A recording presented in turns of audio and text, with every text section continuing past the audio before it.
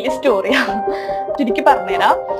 എന്റെ കല്യാണം കഴിഞ്ഞത് 2016 ഞാൻ MSc ബയോകെമിസ്ട്രി കഴിഞ്ഞതാണ്. അത്യാവശ്യം നല്ല മാർക്കൊക്കെ ഉണ്ടായിരുന്നു. അങ്ങനെ MSc കഴിഞ്ഞപ്പോഴാണ് കല്യാണം കഴിഞ്ഞത്. അപ്പൊ കല്യാണം കഴിഞ്ഞ് ഹസ്ബൻഡ് അടിപൊളിയായിട്ട് പോകുമ്പോൾ ഒരു 2018 ഫസ്റ്റ് ബേബീനെ ഡെലിവറി കഴിഞ്ഞപ്പോൾ ബേബിക്ക് ഒരു 3 month ആയപ്പോൾ ഹസ്ബൻഡിനെ ഖത്തർ എയർപോർട്ടിൽ നിന്ന് അറസ്റ്റ് ചെയ്തു. നാർക്കോട്ടിക് സെക്ഷനിലാണ് ഇപ്പോൾ ഉള്ളത്. 10 വർഷത്തേക്ക് തടവും പിന്നെ 6 lakhs റിയാലും അങ്ങനെ വേണം ഇറങ്ങാൻ വേണ്ടിയിട്ട്. ആ ടൈമില് എനിക്ക് വേറെ പ്രപ്പോസൽ വന്നു. അങ്ങനെ ഫസ്റ്റ് ചൊല്ലി നമ്മളെ മതത്തില് മുസ്ലിങ്ങൾക്ക് അങ്ങോട്ട് ഒഴിവാക്കാം, ജയിലിലായി കഴിഞ്ഞാല് അങ്ങനെ ഒരു ഇതുണ്ട്. അവരൊക്കെ പറഞ്ഞു അങ്ങോട്ട് ഒഴിവാക്കിക്കോ, മീൻസ് എന്നാലും ഇപ്പൊ അടുത്തൊന്നും ഇറങ്ങില്ല, ഈ ചെറിയ കുട്ടികൾ അന്ന് 22 വയസ്സിലുള്ളൂ.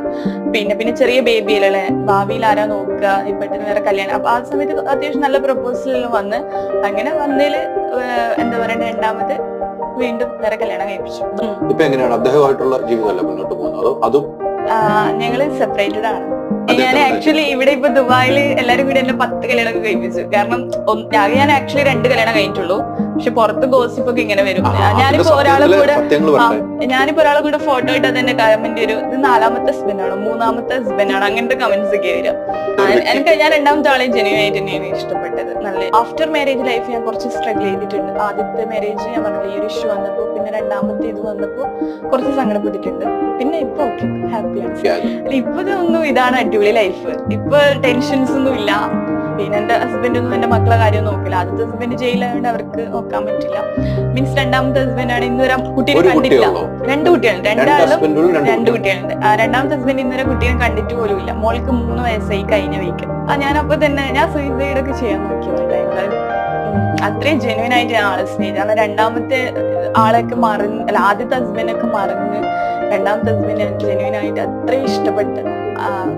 എന്നിട്ട് പോലും ആളെ എന്റെ അടുത്ത് ഇങ്ങോട്ട് സിൻസിയർ എല്ലാം. ഇപ്പോ ഒരു മോളെ ഉണ്ടായിരുന്നു നെയ്നസ് ആ ടൈമില്, മറ്റേ മോളെ പ്രഗ്നന്റ് ആയിരുന്നു.